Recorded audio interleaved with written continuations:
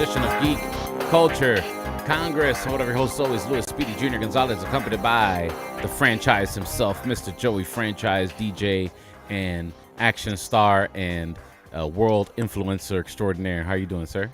Action star. That's different. That's different. Hopefully one day. You know what I mean? How you doing, man? I'm good, man. I can't complain. Yeah? Excited to talk about what we saw over the weekend.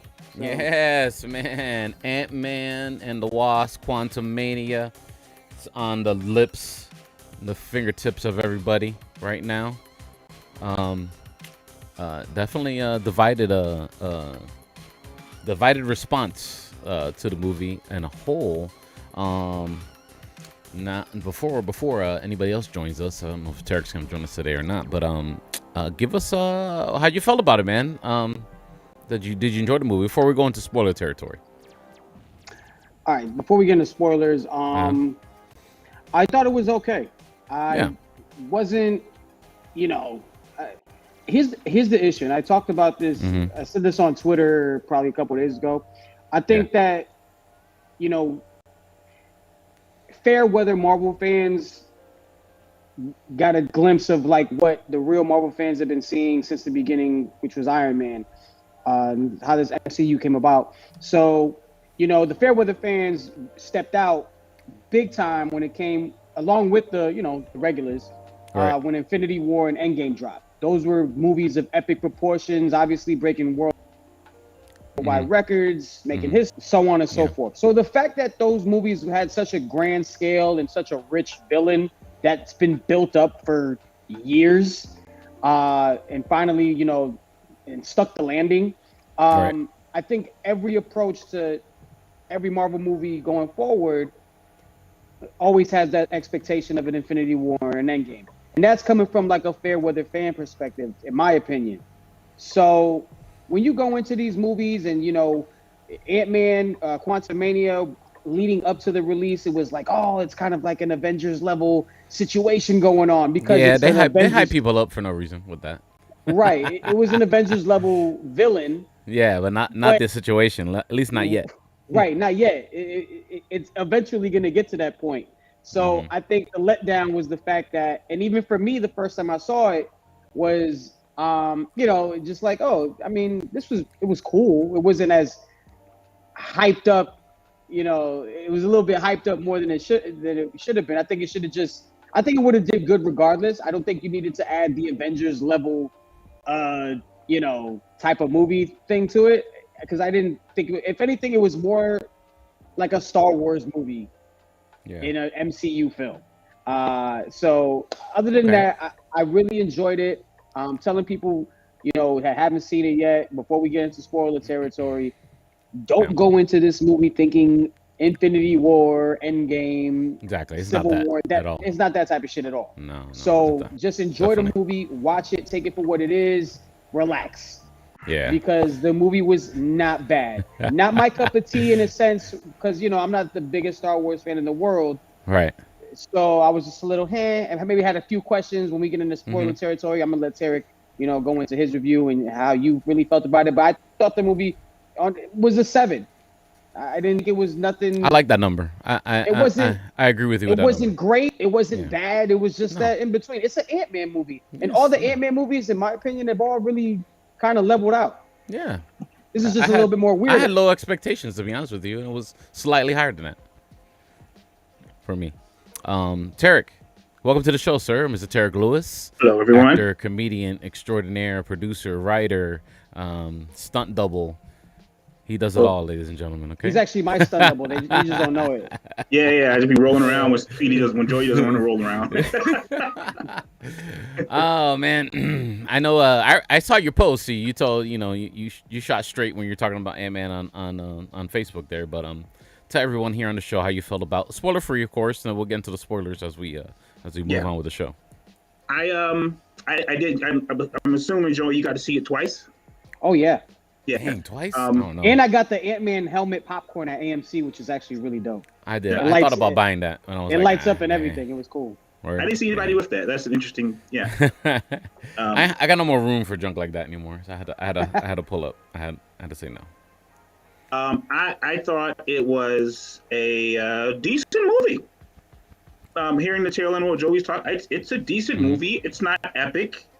Right. It's solid. I even think that if you haven't seen the other Ant-Man films, but are just know who Ant-Man is, know like the general idea, you can go and enjoy this movie.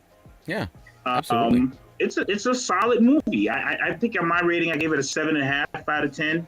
Yeah. I may bust down to a 7 because of just comparing it to some other things, but solid film. Great performances from Paul Rudd and I can't believe I'm forgetting Jonathan Majors. Those performances were great. Definitely it felt like a Thor film. It felt like hey, Ragnarok was successful with all the creatures we introduced, and let's do that with Ant-Man. That's what it felt like. I didn't.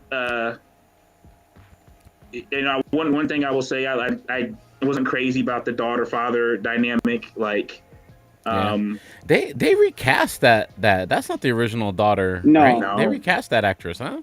No, that actress. She said she found out during the Disney Investors Week that it was being crazy. recast. That's why, ladies and gentlemen, if you're an actor, you need a good manager. Okay. Well, I mean, what can you do? The girl who was in this who replaced her. She's a big She's a big up-and-coming actress. Yeah, she's a big name.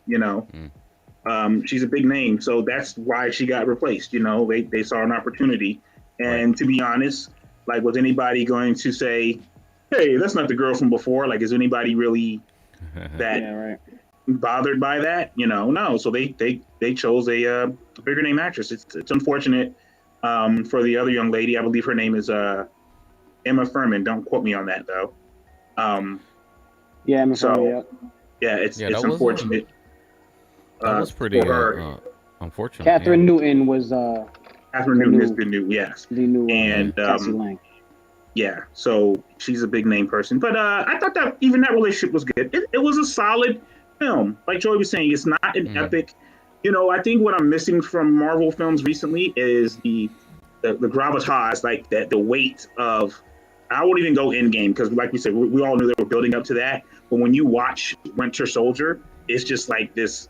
The stakes seem so real and heavy, and it's like, it's one of those films where you're not sure what's going to happen. I mean, even when you think about Civil War, it's like, yeah, we know what Civil War was if you're a comic book fan, but like the tension, I'm sorry, in Civil War was great. Like Winter Soldier kills, T'Challa's father, and are they going to go at it? You didn't know exactly how it was going to end and what was going to happen. And this one, it's like a classic, story where you kind of know, like, oh, good guy's going to win, like you get that feeling. I think it's the best Ant-Man movie. I would say it's the best Ant-Man movie. The only one I would say, the only thing missing from this one versus other Ant-Man movies is the classic. This is a spoiler, kind of. What's up, Sid Willis? What's going on, Sid? The only thing missing Sid is in the building. Yeah. The only thing missing was what everyone wanted was the Michael Pena doing his whole flashback. How that's like the funniest thing in Ant-Man films. Pena doing that. So spoiler alert, he doesn't get to do that. He's not in this film. That was the only thing missing. As far as an Ant-Man film. So I think the Ant-Man trilogy has turned out to be solid without being, stupendous. Right. I think it's a solid submission. So yeah, I go for like a 7.5. Yeah. I vacillate on whether it was better than Wakanda Forever. It's almost like you can't compare the two films. Nah, two different tones, definitely. Yeah, but I liked it more than Doctor Strange. Multiverse of Madness. I think it levels with that. All right. Yeah, it's close. Those are close. So I like Ant-Man for what it is. It's a fun, weird sci-fi adventure. And I also agree with Sid.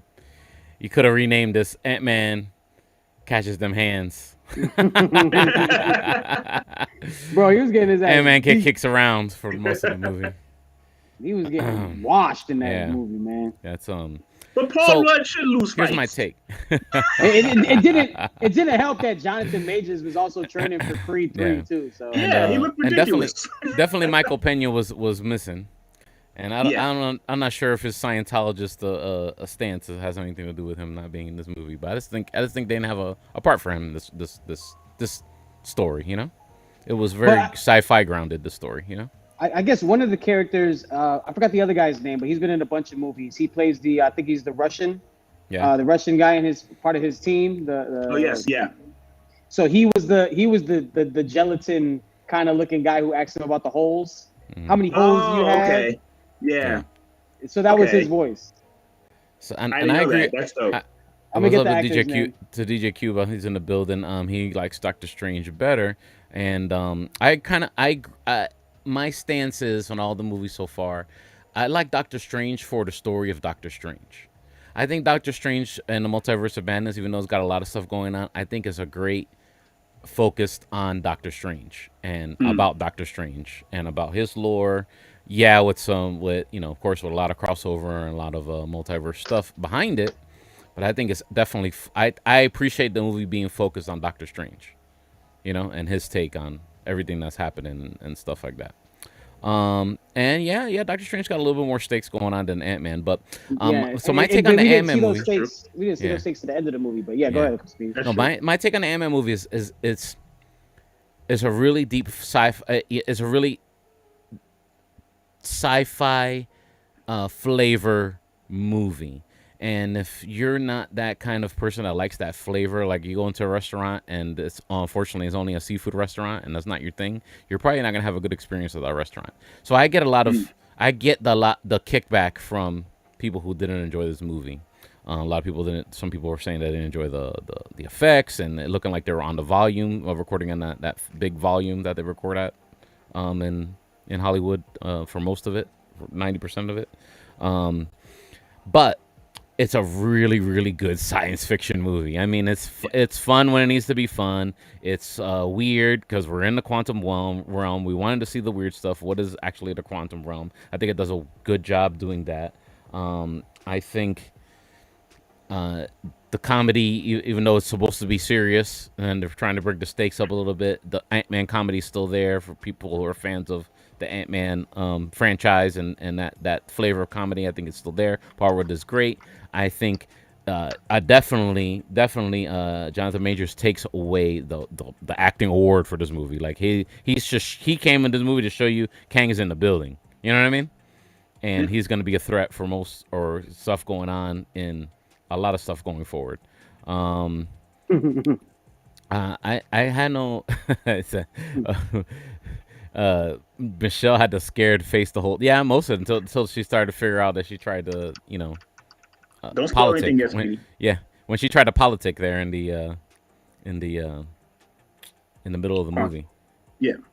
And definitely the daughter was I liked the daughter. I liked that I was afraid I wasn't gonna like the daughter from the trailer. I figured she was gonna be like annoying and one of those rebellious daughters or something like that.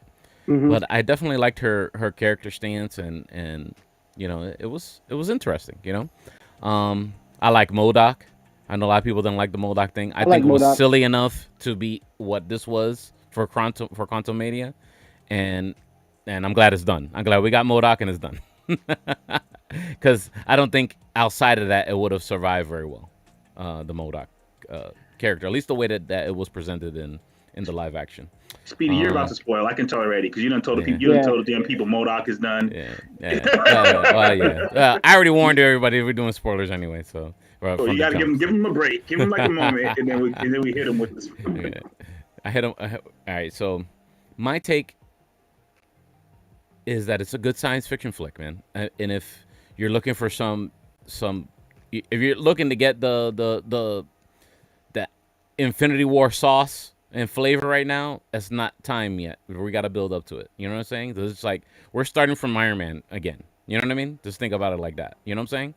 There was a whole bunch of like 10, 12 movies and shows that have come before and everything, but we're starting all over again. So, I think it was definitely. I think it's definitely better than the current Rotten Tomatoes story it has. Current Rotten Tomatoes rating it has. And you go right now and you can look at the audience rating. And the audience rating is really high, it's sitting at like an 80 something. You know what I mean? So, and it's okay if you don't like this movie. It's okay. Yeah. Because this movie is, like I said, it's very science fiction flavored, and that might not be your thing. You know Rotten Tomatoes. This is why Rotten Tomatoes bullshit. And then I get the Star Wars, and people's like, "Oh, okay, yeah, this is very Star Wars influence." I said, "Yeah, sure." So is almost everything that's science fiction. Yeah, this is why Rotten Tomatoes bullshit. One, another way. You know what it reminded me of? I don't know if you guys watched the show on Netflix. It reminded me of Lost in Space. Yeah, there we go. Wow, yeah. There you go. Yeah. Lost in Space. Never ending story. I mean, we can keep going on in fantasy and science fiction, and it's a little bit of everything. Yeah, it's like taking a family and putting them in a strange environment and how the family dynamics work out, and that's really what it was. What's the one that they go to the center of the earth or something like that? Journey to the center of the earth. Things like that. I mean, come on, Yeah, so that's the vibe of it, which I enjoy those things. I just like you said, you got to manage your expectations going into this. And then I get it. Marvel has a gambit of different styles and different flavors of shows and movies and TV shows now and characters. I would say it said this shit was Honey I Shrunk the Pretty much. And then I pulled it up right on time. I've heard that. I've heard that comparison too. Yeah. Sure. That's pretty fucking accurate. Yeah. Even if it's giant ants and everything, like befriending is just the whole. It's a whole. Shout out Rick Moranis. I think though, if you start looking back at these movies and these projects that are coming out, we keep saying, well, Marvel, like they got to diversify, they got to do this. I almost feel like we're making excuses and saying, well, everything's not going to be this and everything's not going to be that, and we got to stop. But we haven't had anything with the heaviness of Iron Man or Captain America. We haven't had a Marvel project like that. Far From Home. No Way Home. Maybe it's probably the only one where you felt like, oh, this is some serious shit, and like, oh my god, it's meant a lot. But a lot of that was due to appearances from the other Spider-Mans. And that's not a complete Marvel project. I know no one's going to give Sony credit, but they damn sure used Sony characters they sure did. To raise that movie up, Yeah. I think we're in a little pattern here. Like, okay, we're making like, okay, well, this one, we get what they're trying to do, and like, I haven't seen a project in a minute where from Marvel what if the What If series, animated series, had more stakes and seriousness than any of these other film or television projects they put out? Absolutely. And I say if somebody is turned off because it's animated, go watch it, man. Especially if you're a Marvel fan, I think you'll really enjoy it. It's a really well done show.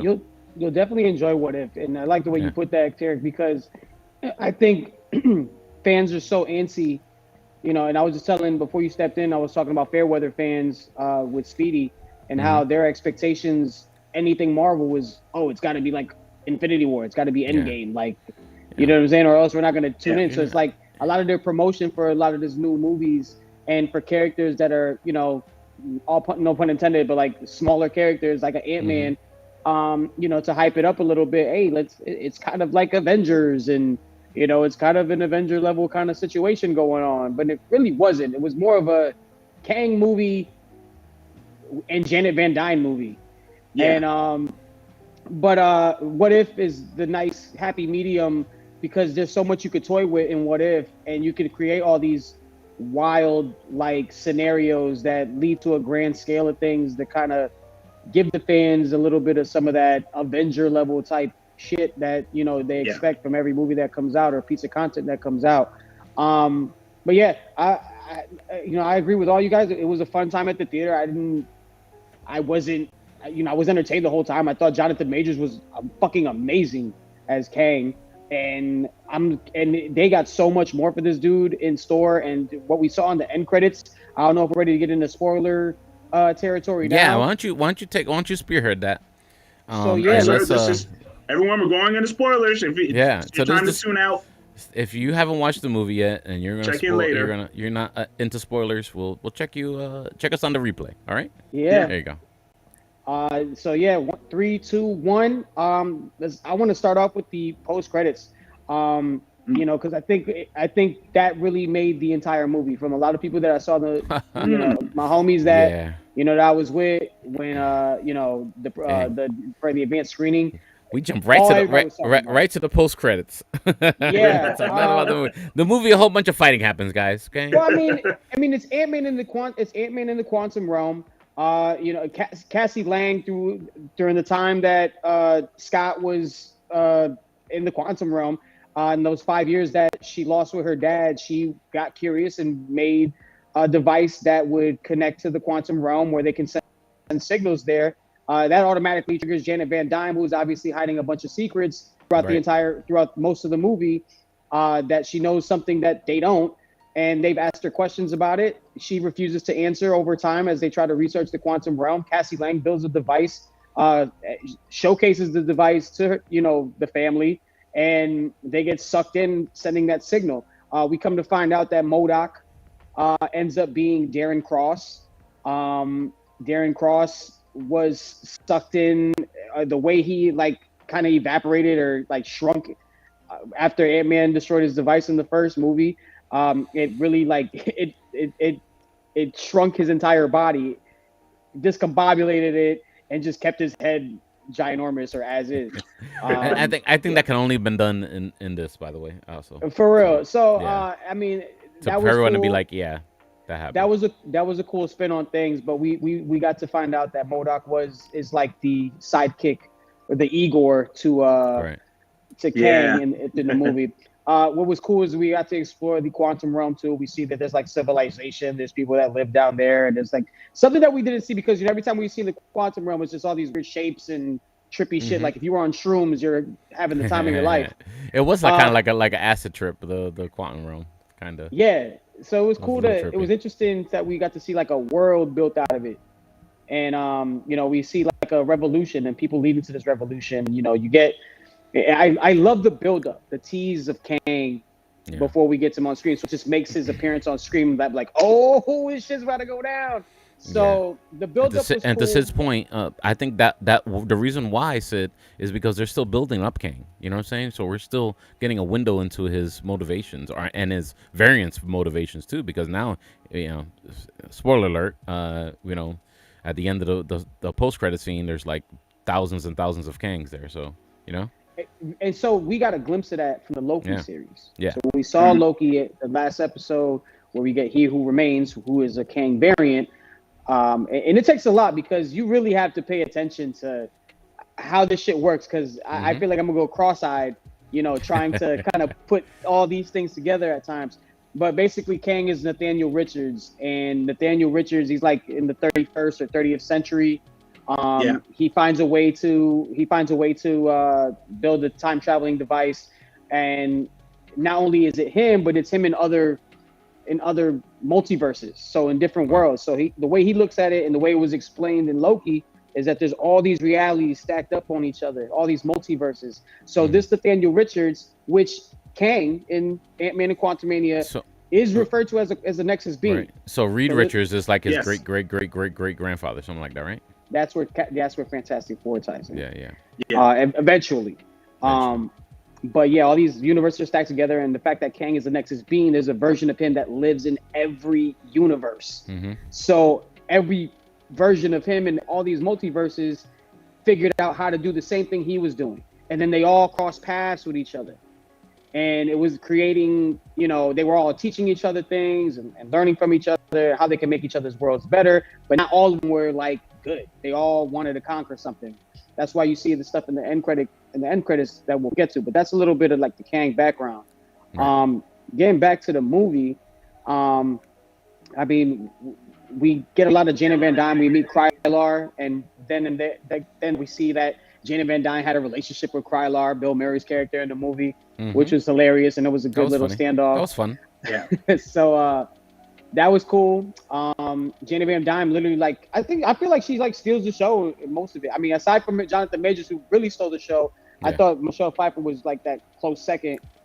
Because you really got a chance. She was basically our guide to what the quantum realm really is. She was navigating through that shit. She knew who everybody was. People knew who she was. Hmm. Um, Yeah, she was OG.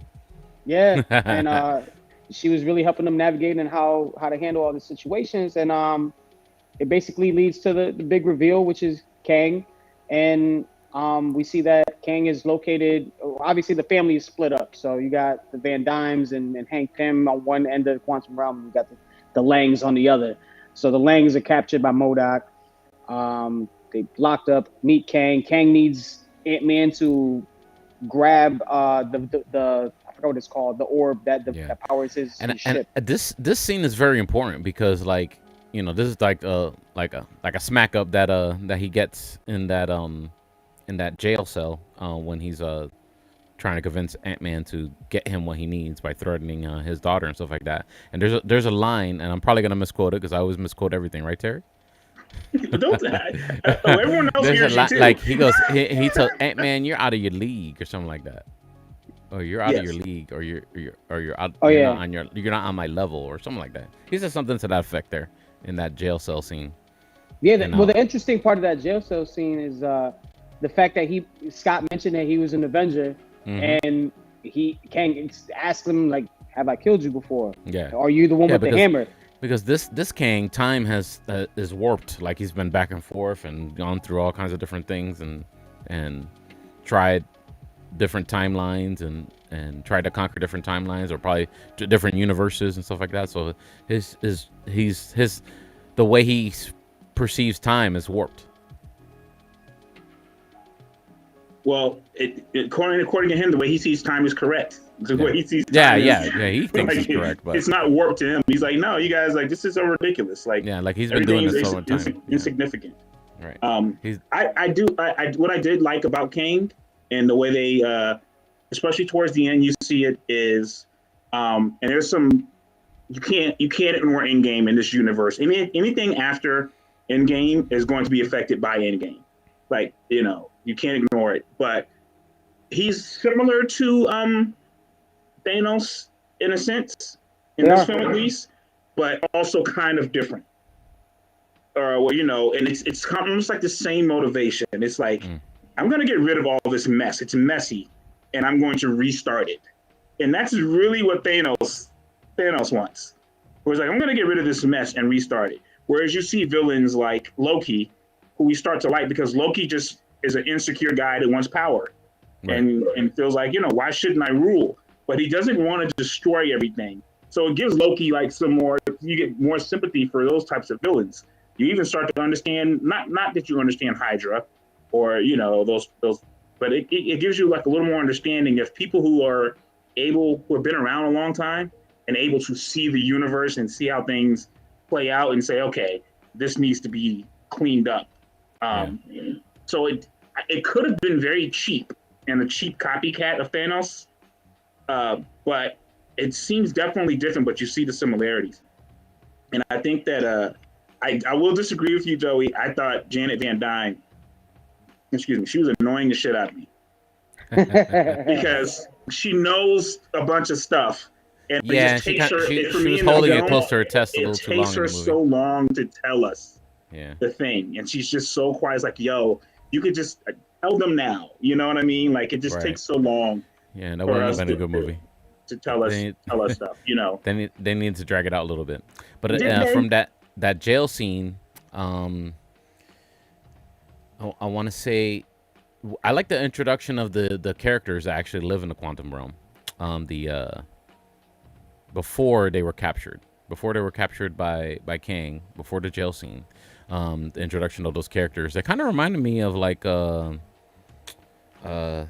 because there was rumors that they were going to try and do the Micronauts, but they weren't quite the Micronauts. They were like their own kind of people, but I like those weird science fiction style characters. I don't even remember the names of the characters, but Speedy, this what the fuck just are the Micronauts? yeah, there's a Yeah, there's yeah. another Marvel comic that was out. a Is long it time okay? ago. You Yeah. went deep on that one. Yeah. You said that Yeah. like we're supposed to know who that Yeah, was. yeah, yeah. But they I they thought that weren't was quite, but they were like a small derivatives Filipino of. island that we haven't discovered Yeah, yet. yeah, yeah, yeah. Yeah.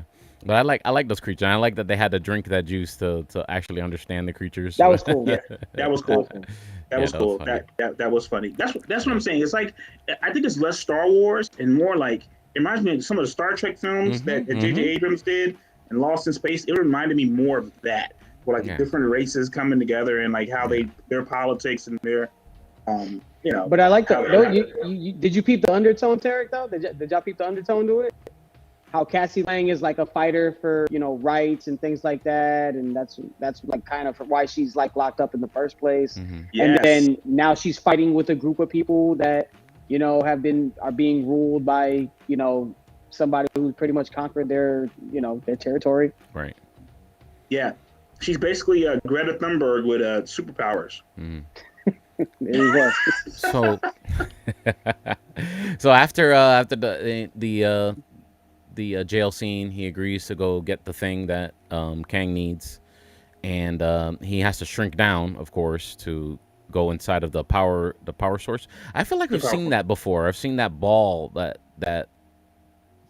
Well, a lot of people were speculating that it had something to do with like the 10 rings, the way it's like designed and the markings on it. People said it was something linked to the 10 rings. It might be linked to Ms. Marvel's bangle. It's a few things, but before you go deeper into the orb and why it's even missing in the first place, is that we got to go back to the beginning of the film where Kang and Janet Van Dyne meet. So we got to the scene, and the movie starts off with Kang landing in the quantum realm, being exiled eventually by the Council of Kangs, which we'll get into later on. So he was exiled, lands in the quantum realm, doesn't know where the fuck he's at, sees Janet Van Dyne there. They connect. They try rebuilding his ship. In the process of building his ship, she describes it as something she's never seen before, and how he can time travel with it, and blah blah blah. And next thing you know, as they finally repair the orb, that pretty much broke when his ship crashed. They hook it up to his time travel machine, and the minute she touches the machine, she sees his thoughts because the ship is connected to Kang's thoughts, which is wild. So she touches it, sees everything that he's done, eliminating timelines, killing all types of civilizations, multiverses, you name it. Just doing a whole bunch of wild shit. And she notices that he does that, and it's crazy how she kept those little the pin particle discs. She still had them on deck. I don't know if it was for a rainy day or what. Yeah. But I don't know how she could have ever used that to kind of get up out of there. But who knows? I'm not gonna ask questions yet. There's probably a deeper meaning later on that we'll find out. But she has like these 4 pin particle discs that she just had like just sitting around, and knew that what his plan was, and he promised to not destroy her universe or the 616 universe, and she just doesn't believe him. So, bam. Smashes those pin particles into the orb, and then it just gets lost and just kind of shrinks to I don't know where the fuck. Like, it's weird how that happened, but it just shrinks all the way down. She made it like implode. Way... That's what it seems like. She made it like implode. Yeah, it was weird. It's like a weird explosion, but the orb shrunk. Yeah. Or I don't know if it grew or it shrunk. She made it like do both. Like it grew the cage and then shrunk the power source inside. Yeah, it's almost as if they went to a smaller, like you're already in the quantum realm, which to our eyes is small, is extremely small, like so small that fast microscopic. It's almost like it went into a even more dangerous, smaller one, I think that's what happened. And the only way to retrieve it is with pin particles, and Ant-Man's the man for that. Yeah. So they strike a deal where Ant-Man retrieves the device that he needs, and his daughter gets to live. If he doesn't, then you already know. Anyway, Ant-Man ends up grabbing it, but what was interesting is going into that into where the device is. Like he goes into a probability storm where he like versions of himself just keep replicating. Yes. That was pretty trippy. The Baskin Robbins one trippy. was funny as fuck though. Yeah. That was like a great film moment. I know we didn't have, I didn't want to say it when the Michael Pena thing. I know we didn't have the Michael Pena moment, but that moment was like a pinnacle moment of like massive entertainment to me. Like I was so in tune right there. Like, okay, this is great. This is great. That was very well done. Baskin Robbins always finds out, man. Yeah. Or finds a way. Yeah. So yeah, that was the Michael Pena kind of, you know, the comedic relief in a really wild situation that he got stuck in. So long story short, he goes to a probability storm. In that time, Janet, Wasp, and Hank find his location, and Janet just dives in the probability storm, and versions of her start popping off too. Anyway, long story short, together they shrink down the orb, bring it back to Kang. The deal that they originally had didn't go through. You got the revolution being led by Cassie Lang, uprising and willing to take down Kang as well with the Ant-Man and Wasp. So yeah, it just leads into this this cool little ant war. Ant-Man, and like a diet end game. It was a diet end game. I like how the OG Iron Man, Ant-Man had to come with the Ant Squad at the end. Yeah, that was cool and save the day. It's that wild was how dope. his ants fell in. So that was in the beginning of the movie when they're all getting sucked in. Hank Pym has a ant farm when they're like the ants are pretty much building their own how do you say, like their own community, their own civilization, their own civilization. So they get sucked in. Yeah, so they get sucked into the quantum realm just like everybody else does, and they become like a Type 2 civilization, being in the quantum realm. So they got whatever. So they got like technology and shit. They got sucked into. It was wild. It was like vortex.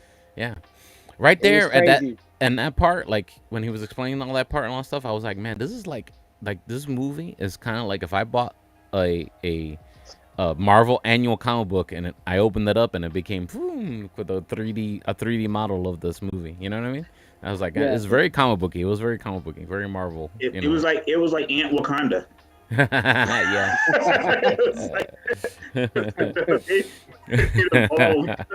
On their own, be like the most dangerous nation in the quantum realm. That's funny. I liked that part, but I also thought it was kind of corny. It was corny. It was fun and corny in a comic booky way. Yeah. But I think that's what Ant-Man is supposed to be. It's supposed to be that. Yeah. Yeah, I think that's what it's supposed to be. So it didn't make me upset. You know what I mean? Like, if that was in the middle of a Batman film, what the fuck? But like for an Ant-Man film, that wasn't wild. Yeah, it makes sense. Go ahead. I'm sorry, Joey. Go ahead. No, so I thought it was funny though. Like, it was in between. It was on brand. Like for example, the dialogue where Cassie and MODOK are fighting, and it's their standoff, and it's basically supposed to be like, the connection, like the Easter egg to like when the first movie when she's talking about where Yellow Jacket is trying to attack her in her bedroom. So now they get a standoff in this movie. They have a little confrontation. And they have the whole dialogue, after she beats him and grows up, punches him in the face and knocks him the fuck out, to the point where like she's like, "Oh, just don't be a dick. Nobody likes a dick." You know what I'm saying? He's just like, you know what I mean? Like that exchange was funny as hell. I'm not gonna lie. But and that was like the segue into MODOK turning good and trying to take down Kang. I think they missed an opportunity with MODOK. I feel so too. I feel like something was missing. I don't know what it was, but I feel like they missed something. Yeah, probably my second biggest gripe with it is that they missed an opportunity with MODOK. And I'm okay with the humor part. I doesn't need to be believable because MODOK is a ridiculous character. It's a creature with its big head, and I think it has a different acronym. in the actual comics. Definitely has a different acronym in the actual comics than it does. I don't remember. It's an acronym for mental mechanized organism design. No, that's right. Mechanized, or sometimes it's mental. Yeah, They so had it it's- right. it is accurate. Yeah. But I think they missed an opportunity because Marvel is their biggest issue is having villains. And it, granted they have Kang, and they've had Thanos, but like typically in the other ones, the villains are kind of like falling short. But I think they missed an opportunity for him to be really, really vengeful, and they made him humorous, which was funny. Like whenever he was being humorous, it was funny. And I saw what I was feeling about that, like that scene with Cassie, and he was like, "How can I not be a dick?" I was like, "Okay, this is trying to like putting on too much." But then when MODOK, when we were in a spoiler discussion, when MODOK, when he dies saving them, that moment is funny as shit to me.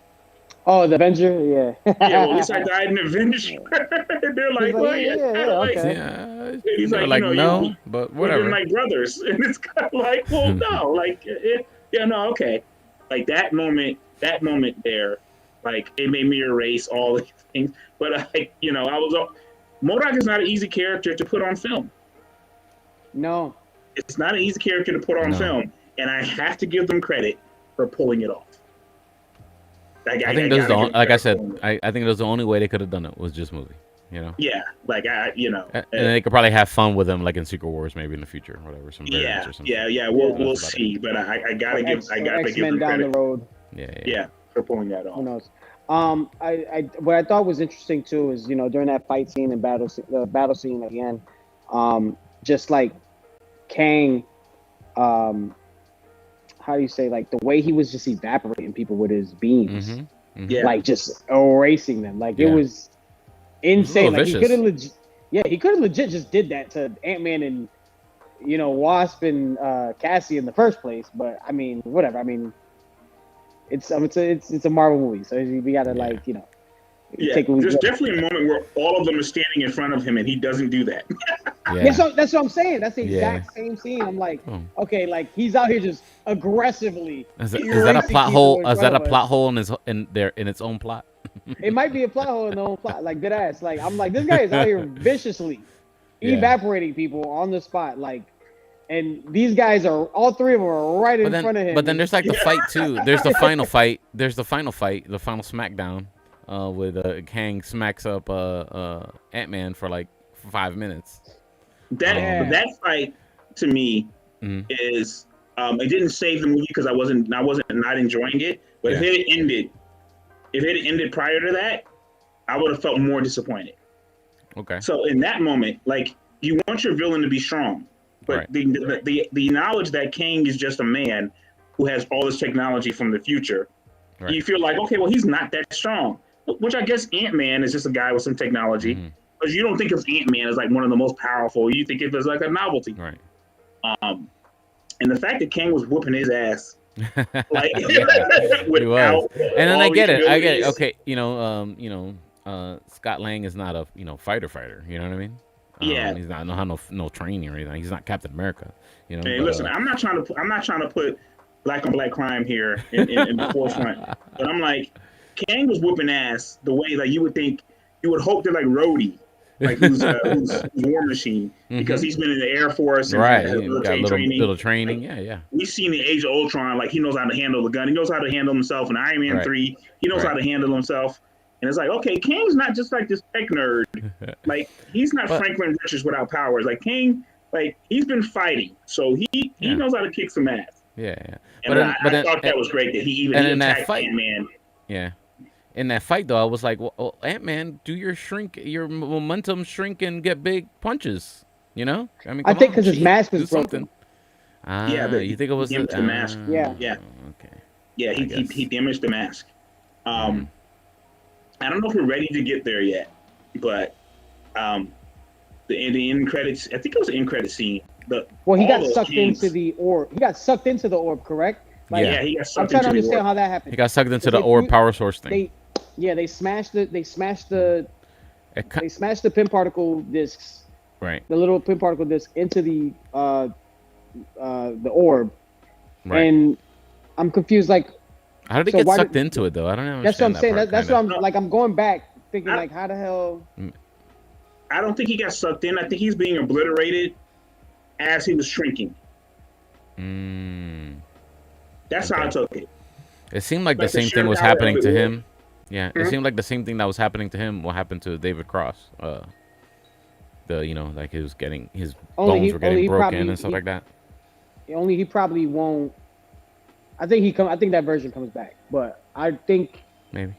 I don't think he's gonna have the same. I mean, obviously, like he's not gonna look like MODOK. Yeah. Yeah. I mean, it's interesting to see where this goes, especially because of the way the post credit scene was. But Yeah. he gets sucked into the orb or the device that powers his machine, and then he's gone. And with the help of Wasp, Yeah. who after they opened the portal to get back home, they actually use the ship to get back home, and Ant-Man brings everybody back, but then that's when the fight happens between him and Kang. Wasp comes back to save him and fight with him, and next thing you know, Kang gets sucked in. The portal goes away, but Cassie Lang finds a way to bring him back home, and they come back home. Right. Yeah. But it's crazy because then he starts contemplating whether Kang is alive or not throughout the ending. I love again, not that the film needed to be saved, but the way it ended was so satisfying. Like it was so Ant-Man like, where he was like, "And we're good, right? Like I think we're good. Yeah, we're fine. Okay." But then he started panicking. I don't worry about it. Like that is such a great Ant-Man ending. I panicked when he panicked. I panicked. Oh, shit. Right. Yeah. I felt it. I was like, yeah. Are they okay? He was like, oh shit. He told me something worse was coming if I defeated him. Oh, what could be worse? But then I started thinking about it and I was like, wait a second. Aren't the freaking the Avengers having freaking Zoom meetings? Like every time something goes down? Because at the end of Shang-Chi we get Captain Marvel and Bruce Banner and Wong and Shang-Chi's they're talking about his weapons and checking it out and stuff like that. And I'm like, bro, like contact the Avengers, tell them just what you just went through, your adventure. Like it's connected. Like it's connected to. I think the 10 rings are connected to the to Kang. Yeah. Whether it's that Kang or one of the Kangs that we see at the end, but then again, I guess he even though he's panicking, I guess he assumes though that he handled it. You know what I mean? Yeah. Yeah, that Kang's not coming back, so that's probably why he's not making that Zoom call. You know? Yeah. So that leads into our post credit. I feel like you're making that up. What the fuck are you talking about? You know what do you mean the Avengers Zoom call? Yeah. What do you remember at the end of Shang-Chi? Yeah, the Wong shows up and brings Shang-Chi into the portal. Yeah. I mean, in Endgame, yeah, but I'm saying after the events of Endgame. Mm-hmm. Yeah, after the events of they have then in Shang-Chi. It was Hulk, Captain Marvel, and it was Wong, but like Captain Marvel and was it somebody from Wakanda too? Nah. Oh yeah. It was Hulk and Captain Marvel. They were like teleported, or it was Rhodey. I think Rhodey was in the Zoom too. I don't know. I gotta go back and watch that. Yeah, I gotta look at that because I'm not remembering this. I remember Wong saying like they were discussing the power of the rings, like the rings. Yeah, I remember that part, but I don't remember the Zoom call of no, it's not like a Zoom call. Like it's like the Avengers kind of Zoom call, like where they're just holograms. The holograms. They're not on laptops or nothing. They're just holograms. Okay, yeah. I call it the Zoom call because it was a conference call. And went. I don't remember. Okay, all right. Yeah. Well, here's my thing. This is the thing I've been wanting to say ever since the movie ended. All the different Kangs, and I'm just maybe because it's Black History Month. The Egyptian-looking Kang. Yeah, that's what made me hype. That made me hype. I'm like, oh shit. Yeah, because I know in the comic books that Kang is the person that Apocalypse gets his technology and stuff from.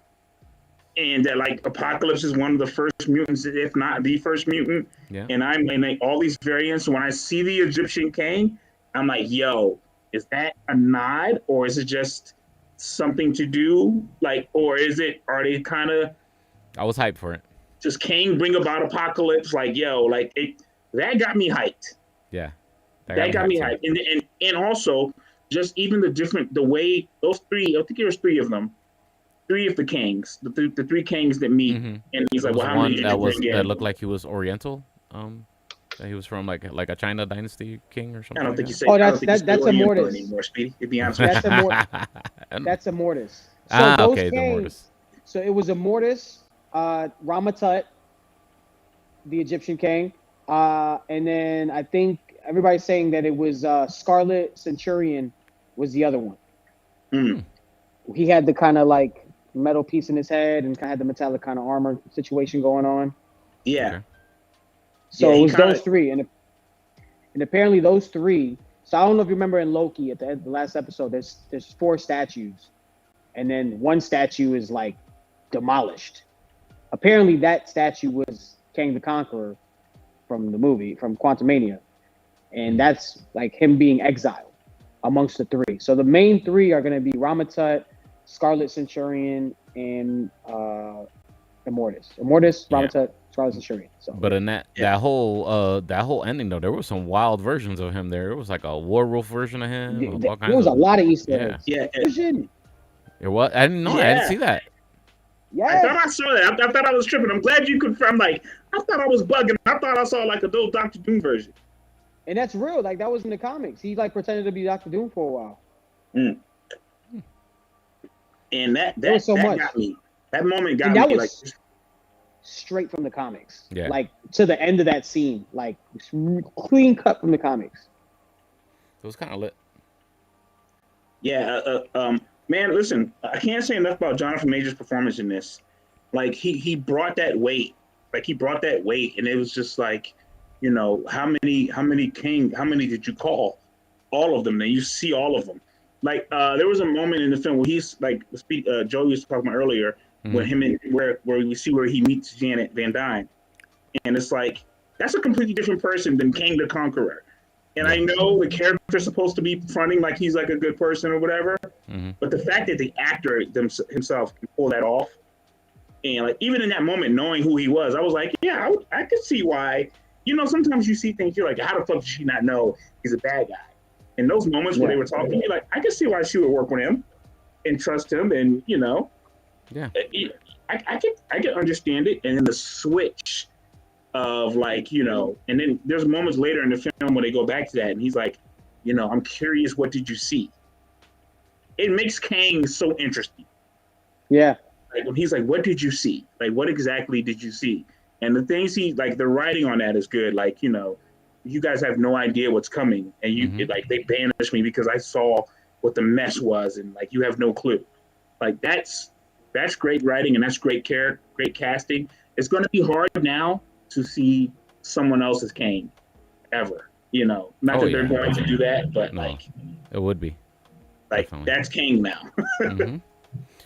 And I love that we're gonna get to see him in Loki season 2 again. So we got that, and I guess that's what's that variant that we saw in that cutscene? Victor Timely. Victor Timely. There you go.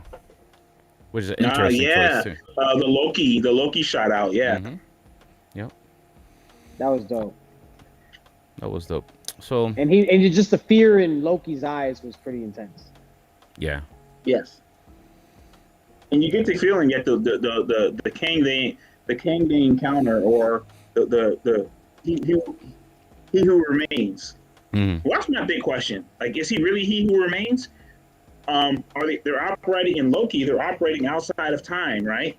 Right. So did he win? And we're looking at other timelines where he didn't win, or is like it all happening at the same time? I think it does. I think maybe he did win originally, but now that it's all opened up, it completely changes his. It changed his destiny and everything else.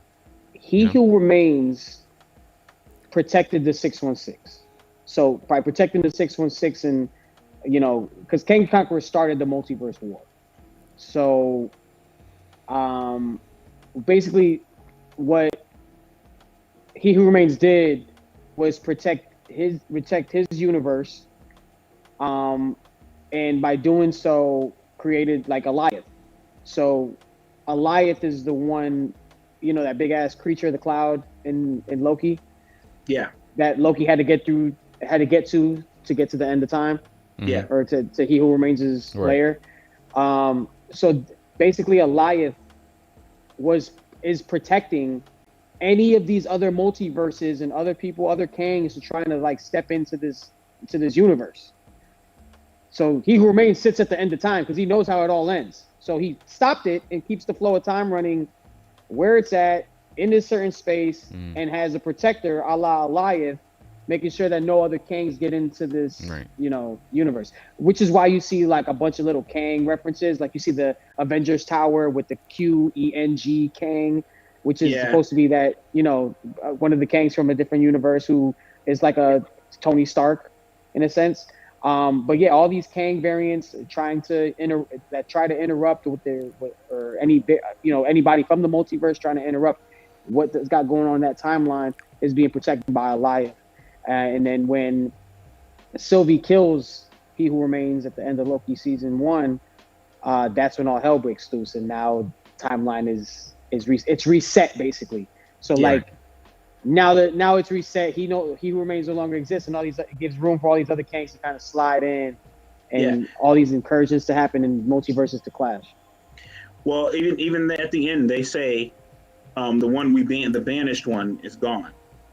And I was like, well, how do they know? Like, he's in the quantum realm, and they clearly have some visions. Insight, like, some intel, some vision, something.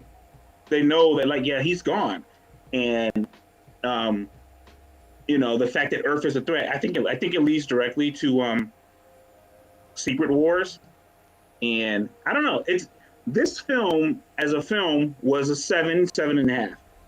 What it means in the future is so much more exciting. Right. Like I think for me it has me talking again about I don't give a shit about the Marvels. Like, I'm going to watch the Marvels, just to see it, but I'm not like, it doesn't, to me, I'm like, okay. Like, but this Ant-Man film has me like, yo, what's the, oh my God, like, what are all the possibilities? Right. This is the one, without dropping any direct hints, that makes me say, like you said, Joey, Kang is, I forgot his name, Richard. He's one of the Richards. He's a descendant, a long descendant of the rich. So it means almost like you're going to have Fantastic Four. It's a step closer to me. And the fact that we saw the Egyptian one, it's just a step closer for me. And we know we're going to have Secret Wars at some point. Mm-hmm. And we've had Doctor Strange, Multiverse of Madness, and we've had No Way Home. So it's like all the multiverse stuff that I hate seems like it's getting a plan a little bit more. Like it's kind of like coming in together a little bit. You appreciate that better now? It's got a little bit of structure. No, I still think it's fucking terrible. But but if they sew it up at the end in a nice way, I'm here. Okay, so. Fair enough. I agree. To keep going with that a little bit and just kind of moving forward is like, theories and maybe like, a question for y'all going forward. Like, I mean, there's already news breaking that Tom Holland signed a massive deal to be Spider-Man, and it's rumored that he's set to be the leader of the Avengers going into Kang Dynasty. Now this is kind of like a cut. If this is correct, it's pretty much cut from what the cartoon was. When Spider-Man, I think it was the Beyonder, he encountered the Beyonder, and he recruited X-Men or Iron Man, Fantastic Four, all these guys to come fight with him. So yeah, I mean, do we think Spider-Man is like ready to like take on Kang? Kang I think they got to do a lot of character development still for Avengers? That. Yeah, I think I still got another trilogy with drop of Spider-Man before he got close to that. Well, the thing is, the Spider-Man we know, the Tom Holland we know, has the knowledge and experience of, Endgame and Infinity War and No Way Home and Multiverse, but no one knows that he has it. Right. So it'll be interesting dynamic to see them be like, do we trust this kid? Like what does this kid know? That will be interesting dynamic, and he has that knowledge that not even Doctor Strange. Well, I don't know. It seemed like in Multiverse of Madness, he was very aware he didn't know who Peter Parker was. That's what he didn't remember who Peter Right. Parker was. He knew who But Spider-Man he knew was. that, like, he had done a multiverse thing. He knew the character of Spider-Man. He didn't know he was Peter Parker. He knew he did something. He didn't know it was Peter Parker. Yeah, right, exactly. So I think that'll be an interesting spin, and I think it makes Multiverse of Madness more potent, because in that film they say, Doctor Strange, you're the problem. So what if that whole little council, the Illuminati, is just something Kang, allows to happen to help him regulate things? Like, yo, you're the problem because Doctor Strange is a threat. It's true. Because he can see the multiverse. Good point. Yeah. And that's a good point, because interesting enough, what they said in that post-credit scene, the first one, with the three Kangs, they were talking about they're getting close. You know what I'm saying? Like, they killed him. They're getting close to the multiverse. They're able to touch it in a sense. So, and that makes Doctor Strange Multiverse of Madness make more sense, especially how that ended with Clea coming in, recruiting Doctor Strange to help fix these incursions that are happening. And the word incursions was running around in Ant-Man Quantumania. So that's definitely something to watch out for. And that's where the Kangs are refocusing their energy to the Avengers now. Yeah, that's good. It's And gonna be a big thing. I'm gonna go way out and say, like, even the Eternals. I don't know what Celestials. We haven't delved that much into Celestials, but are the Celestials like beings who are like aware of like these multiverses and don't care, or are they, or is does King see them as threats? Is King? Are we going to get introduced to when he says like you have no idea what's coming? Is he talking about Celestials? Is he talking about Galactics? Like, there's all these things. He's like, there's bigger threats that I'm trying to prevent happening. So it has like this movie has a lot of ramifications, or could have a lot of ramifications they could tie into. The only problem is it makes things like She-Hulk seem like inconsequential. Yeah. Which I enjoyed She-Hulk, but it makes it seem like, okay, I don't give a fuck about Daredevil now. Okay till trying the last fight, episode. Daredevil's trying to fight. He's trying to fight Young Thug and Rico cases. Like, is that relevant anymore? So, I think as like I don't know, maybe in a Secret War situation where you need boots on the ground to keep things at bay. I think maybe those characters might be important. Yeah, you gotta keep it out. The street level guys, because I mean, there's all this galactic stuff happening. Yeah. Galactic level threats. They need the big hitters, the heavy hitters. Right. But here's the thing. I'm trying to figure. Speaking of galactic, like, I'm trying to figure out, like, will Guardians of the Galaxy Volume 3 be tied into stuff that we witnessed in Ant-Man, like to anything like Kang shit going on? So my theory is that there might be a connection to High Evolutionary, the big bad in Guardians, and Kang, or a version of Kang. Because that guy is just as smart as any of these other villains, or as smart as a Kang. Maybe. So, Or what if the High Evolutionary is trained by Kang, a Kang variant or something like that? He got his knowledge from Kang. Yeah, which has helped him build that world with all the animal people. That's an interesting point. By the way, I think it's interesting that the High Evolutionary was also in Peacemaker. So. Oh yeah, the guy. He was. He was a alien, or he was taken over by an alien.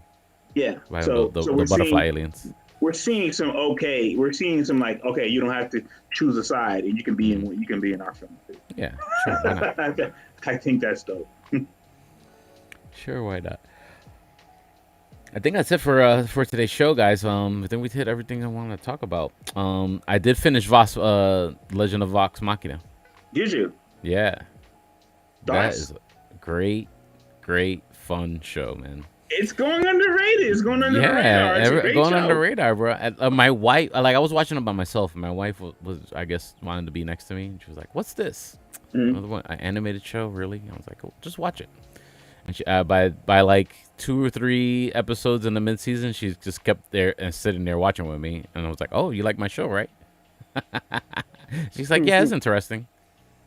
Yeah, Joy, I know you don't do animated, but it's a good show. No, It's really good." I said no. I'm sure it's a good one.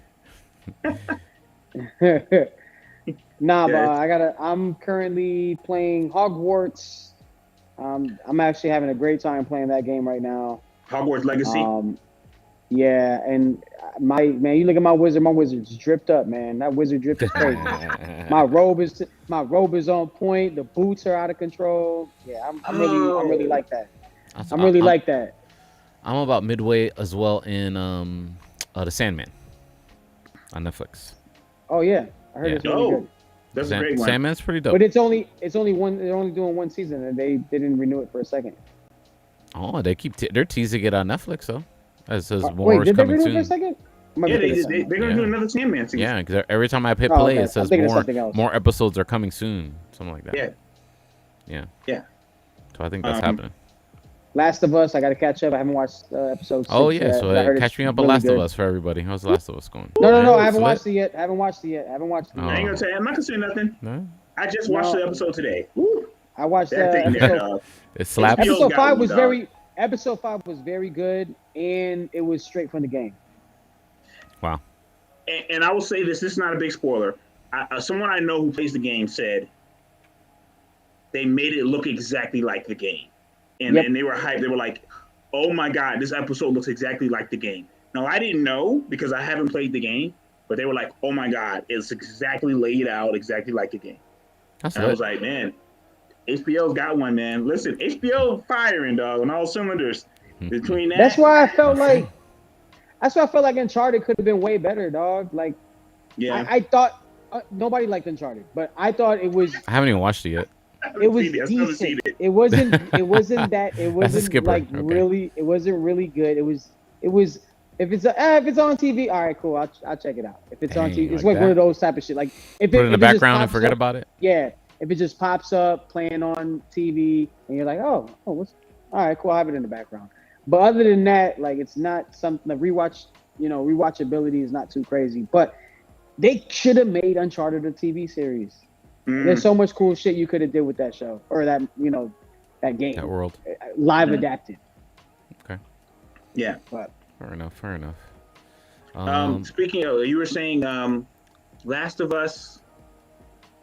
There's something else we talked about right before that. I can't remember what it was now. Don't worry about me.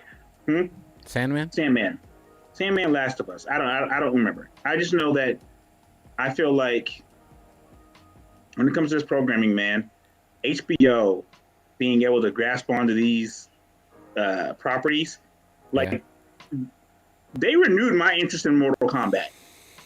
Really? I haven't played Last of Us, but now I want to play it. You know what I mean? Like now I want to play it. I thought Game of Thrones was done. I thought everyone's done with Game of Thrones because they're unhappy. And like House of the Dragon, I'm like, yo. So HBO's on fire, man, with their program. I agree. HBO's definitely on fire with the program. I know it's not our genre, but White Lotus on HBO is excellent. Yeah. So. There's another. What's the other one I want to check out? I forget the name of it now. I gotta catch up on You because the new season's out and my girl's like raving about it. Yeah. It's great. It's great. I finished it. They're going to do 2 parts. So the other part's coming out on March 9th. Apparently, dude is in the running for the Fantastic Four casting for Reed Richards. He would be great. Penn Bagley, I think his name is. Yep. He would be great for Reed Richards. Oh, speaking of Fantastic Four, apparently they're gonna cast Sue Storm before they cast all the other. And I'm curious to know because in the comics, Sue Storm is a variant of Kang in one universe. Am I correct? I'm not sure. I don't know. I think so. There's like a weird connection. There's a weird connection between Sue Storm and Kang, and I think that's why they're casting Sue Storm first. Namor or Namor or whatever you want to call it. Yeah, wanna call Namor him. I had know a he tries relationship to have a fling with Sue Yeah, he Storm. tries to get it in. Yeah. I know. Yeah. But they're talking about Mila Kunis possibly being Sue Storm. That's the rumor. No. Please no. I don't think she's a bad actress. God damn. She's not bad. I just can't see it. I can't picture that, man. I can't see it. That's a Respectfully, and I like Mila Kunis. Yeah, there's. Have you guys seen the poster for the Marvels? I did. Yes. With the three of them. Yeah. Someone made a comment about like, well, you notice they couldn't put the Black Marvel. They had to put it at the top. They couldn't put it at the bottom. During Black History. I was like, I don't know what the fuck that means, but okay. I don't know what that means either. That's wild. Wild. Yeah. What's the excitement level for the Marvels? It's very mid. We don't have a trailer yet. Maybe after a trailer, I'll be okay. You know, because definitely I was about the same about Quantumania till the trailer. I'm hearing that Marvels ties in to what happened in Quantumania. Ooh, okay. Okay. And I think so because, well, the whole premise of the movie is like they're still trying to figure out how this Bengal works from Kamala Khan, and the way it works, because you see it at the end of Ms. Marvel where her and Captain Marvel switch roles, right? And she's like, "What the fuck just happened?"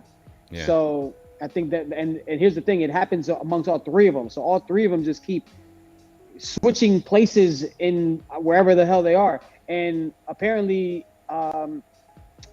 Monica Rambeau's it's Photon. So Photon is on the sword ship, and that kind of is hinted in the end of WandaVision when the scroll that she meets at the end of the post-credit scene points in the sky. And that's her basically going to the sword ship that Nick Fury's on. Right. Mm-hmm. So it's gonna be a wild, like, Earth, whatever universe Captain Marvel's on, and space with Photon. So when do we get Secret Invasion again? It's coming real soon. New trailer's supposed to come out this month. Oh yeah. So are we gonna get Secret Invasion before the Marvels? Yes. Yes. I think the Marvels is November. Oh wow. Yeah, we'll definitely get Secret Invasion. Back. I think they pushed it back because I think they know that Flash is about to blow up the box office. Yeah. Flash, listen, I've watched that trailer over and over again, and it's like, yo, this shit looks. It looks amazing. It looks amazing. I keep trying to like go back and try to dissect other things. It's like, bro, this. I don't know how they're gonna drop that movie and then be like, all right, guys, we're doing new stuff now. I think the movie is to do new stuff. I think like it's weird. It's a weird comparison, but like in Marvel, we definitely know they now have the X-Men and Fantastic Four and and to a smaller extent Ghost Rider, and it's like, okay, we want to see how y'all introduce that. And whereas it with DC, we're like, we want to see how you reboot this. And I think that movie is going to be a massive reboot. But I don't think anyone's going to miss, because of the controversy around him. I don't think anyone's going to be like mad if they recast Ezra Miller after this. No, I don't think they'll be mad. And I think the movie will help make it make sense. Yeah. You know what I mean? I think, I'm pretty sure like James Gunn has versions ready to go if Ezra Miller's, still is, I'm sure doing is on that shit, or you know, if it gets bad press, whatever. Yeah. I'm sure there's another version of the Flash that's ready to go.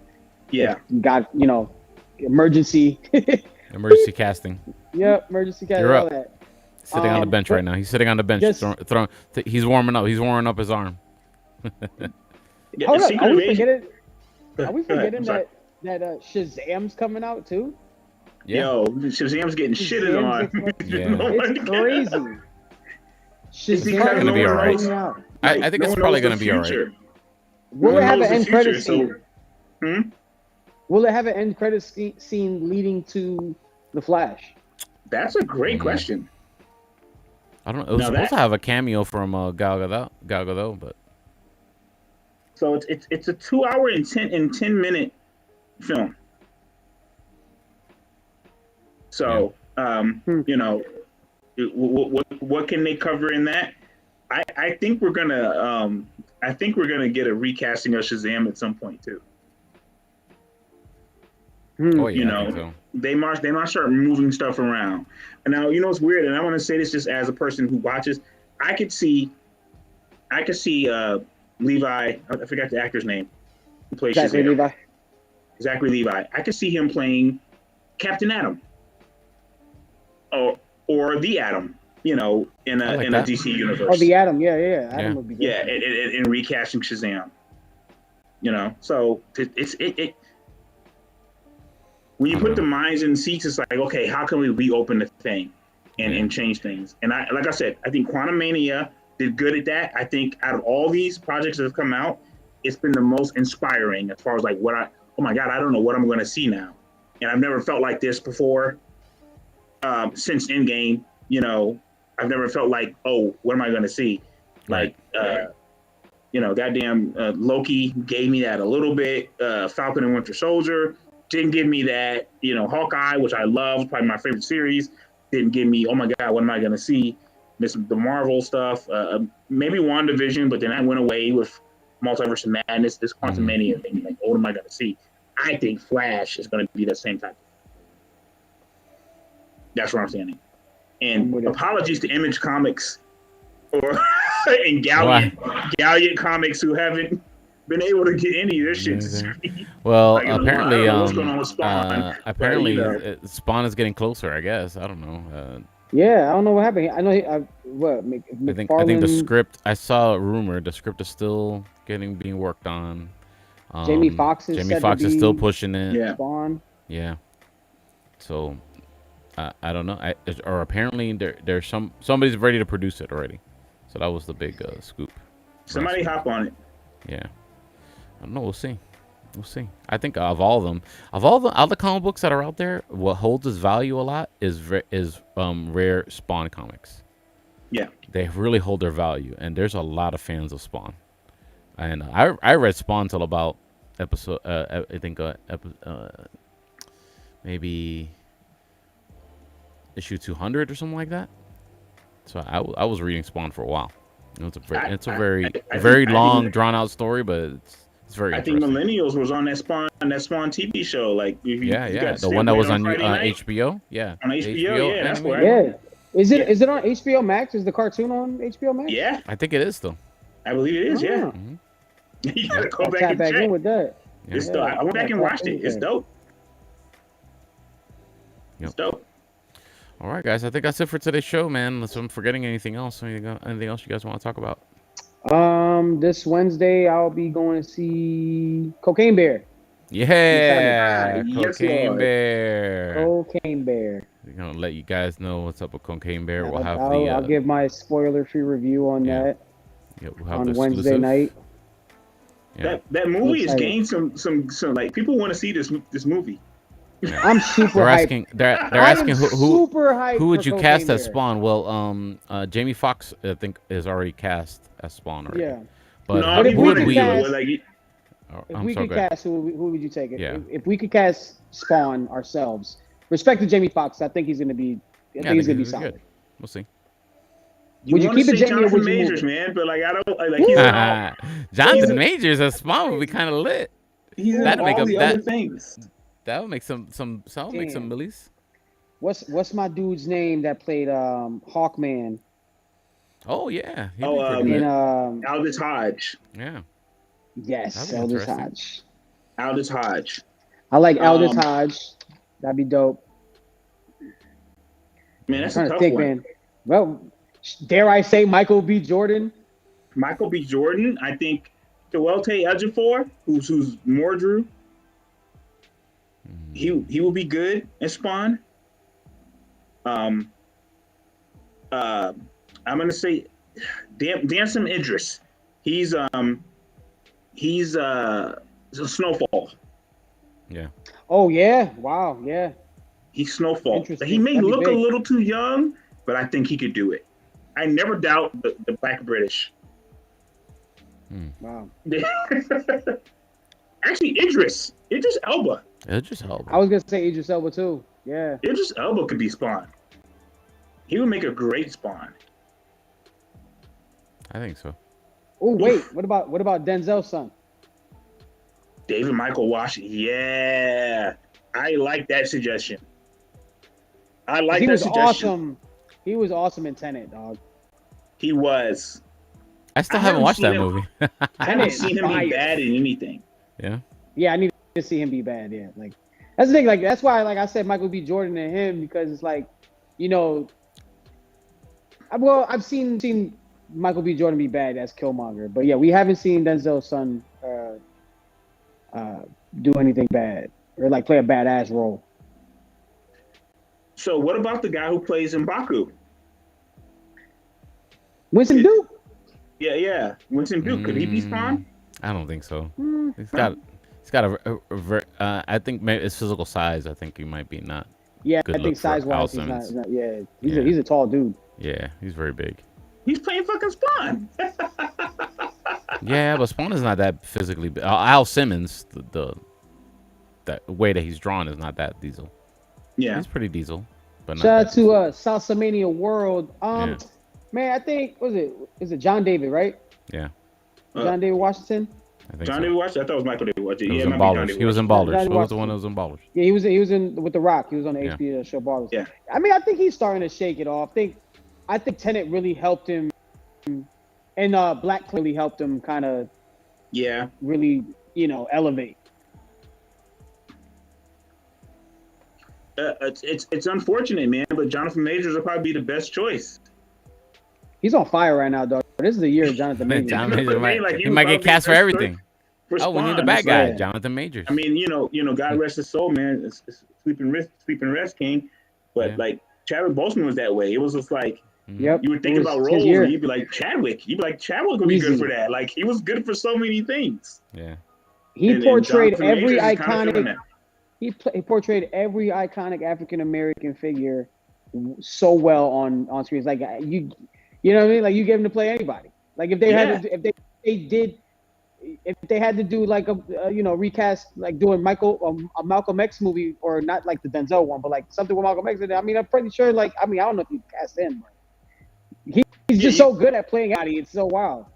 Yeah, he can play anyone. And Jonathan Majors is getting there, man. It's like it seems like he can do anything. Yeah. So I hope they do the film. I mean, and no knock on Jamie Foxx, just like he's the front runner, like he's the one. I finished that movie, that Jamie Foxx movie on Netflix, the vampire one. Yeah. Oh yeah, that was good. Yeah. Not bad. It was okay. I just respect to Jamie Foxx, but it's like I don't see. It wasn't his fault. Like a badass guy, like an action badass guy. And I don't know if it's because I'm stuck on I mean, I thought Collateral, he was good. I still he wasn't a badass in Collateral. Yeah, I mean, he wasn't. Electro, I wasn't really too crazy about. I think but he's like comedic as he's being bad. I don't know if I can take him. He was better in Spider-Man. If it's Spawn, like I need a more serious dude, like a more like I'm scared to I'm scared of this guy. Yeah. Like I felt that way when I saw even the original Spawn movie, with Michael Jai White. Shot Connecticut, man. It's a Connecticut brother. He's from Connecticut. I didn't know that. Okay. Yeah, he's from Connecticut. So Michael Jai White, like he was badass, bro. Like I want to go up and toe to toe with him, and he looked scary as shit. Yeah, Michael Jai White. The movie's failure wasn't his.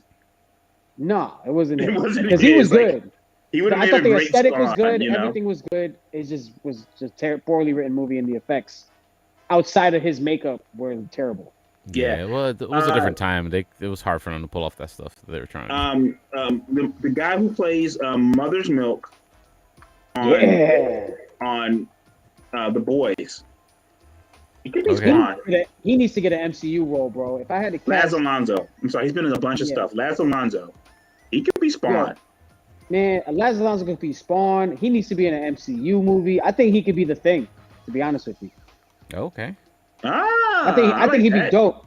have that good New York accent too for the thing. Like I'm with all that. I think that'd be perfect. That. So there's some possibilities, man. Make the Spawn film happen. We don't necessarily need a Savage Dragon film, but we definitely. I think people want to see Spawn. Yeah, I would bring John Leguizamo to be the clown. Yeah. Bring back John Leguizamo. You bring back John. Oh yeah, he was John Leguizamo in the Bad Santa movie was funny. He was really good, even a very dark way, but he had some really good lines. The Santa Claus movie, the Silent Night or whatever. Yeah, Silent Night. Yeah. I haven't seen that yet, by the way. I haven't seen Silent Night. I haven't seen it either. It's fun. By the way, if you guys want a good suspense thriller horror / The Menu on HBO Max. Okay. It's great. And John Leguizamo was in that. It was great. Yeah, I did see that. It was amazing. It's an amazing film. Yeah, so definitely check out The Menu. I thoroughly enjoyed it.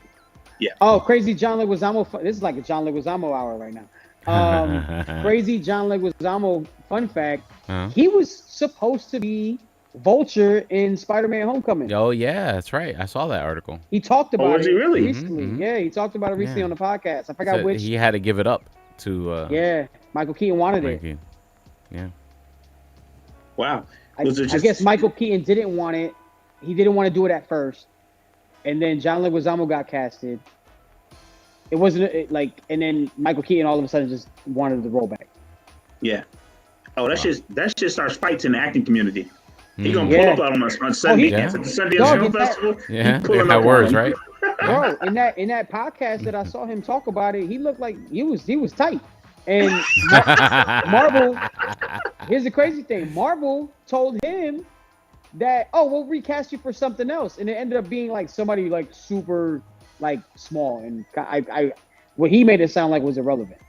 Yeah, one of the people that Venom ate and and he was like, nah. He's like, nah, fuck that. That's funny. Well, speaking of John Leguizamo, and I know we gotta go, but the Super Mario Brothers movie comes out April 7th. Yo, they better give my boy an O'Day, man. They better give him a little nod to the originals. You know what I'm saying? Him and Bob Hoskins, because Bob Hoskins. That was my Super Mario, dog. Him and John Leguizamo were my Super Mario. You got Chris Pratt. You got Chris Pratt now. So. Which I'm excited for the Mario movie because the promotion behind it has been epic. Like the shit they did for Super Bowl was really dope. Where they tapped into the old cartoon. Yeah. The theme song and everything. Like that shit brought me back. So that shit was dope. And even like little parts in certain scenes that I've watched. So some of the scenes that have like the clips that have been surfacing online, like you'll hear the songs, certain noises, like every little effect from every video game, like all in one. Yeah. I think it's gonna be great. I can't wait. Yeah, and Nintendo World's gonna be popping after that. Yeah, right. That's funny. Like a fat guy locked in the supermarket for Super Mario. That's what. That's what my friend Leo says there. Salsamania.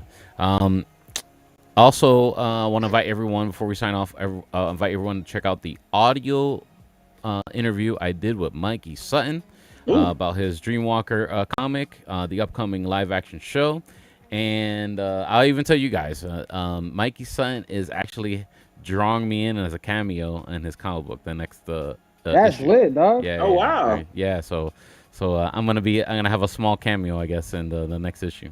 And he dropped that on me yesterday. I'm very honored, and I really appreciate that from him.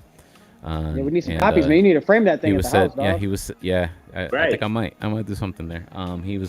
He wanted to express to you guys too how happy that thank you for for supporting his stuff and his work and have him here on the show here, and we were one of the first ones to actually have him talk about his comic book. So that was his little give back to us. So who knows, man? He might have y'all. He might throw y'all's cameos in there too. Hey, I'm ready, man. As long as I'm a villain, I want to be a villain. Dude. I think that's he's throwing a lot of cameos as villains. So I'm done with that. Yeah, it's okay.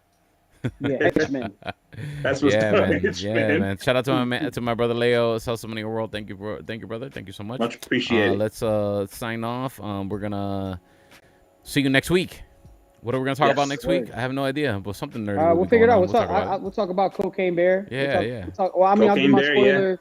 Yeah. I'll give my spoiler. Last of free. Us. Y'all catch up on that. Spoiler for everybody. Yeah. Spoiler for me at least. I'm still watching The Servant. I think I'm thinking the last episode is coming up this week. Okay. God bless America. Hey. Oh man. So thank you so much for joining us here on the live show, ladies and gentlemen. Don't forget you can listen to the audio version of this podcast anytime you want. Just anywhere you like to listen to your podcast, look for Geek Culture Congress podcast. And Mr. Tarek Lewis, let everyone know on the audio version of this how they can follow you, sir. My name is Tarek on Instagram and also on YouTube. And Mr. Joey Franchise, let them know how they can follow you, sir. Yeah, follow me on the gram, Twitter, at Joey Franchise, at Joey Franchise _official on TikTok. Yeah. Twitch.tv/Joey Franchise. Catch me playing a lot of Hogwarts Legacy. Yeah, and be on the lookout. About to launch my podcast real soon, Face of the Franchise. I'll get to it. I'll talk about it more once the day gets closer. Yeah, man. Plug it all here every day, all day. April 29th, I will be at PlayCon in Largo, Florida. I'll be there hosting the con and hosting the helping out with the audio for the con. They're gonna have a bunch of vendors there. That's gonna be at the Largo Recreation Center. That's April 29th. I'll be out there with the booth selling some of my stuff, and come out and hang out with me April 29th. That's at the Largo Recreation Center PlayCon, okay? Here in the Tampa Bay area, in Clearwater, Clearwater, Largo area, okay? Guys, have a good one. Thank you so much for hanging out with us here on the live show. We'll see you guys next week. Peace. Peace.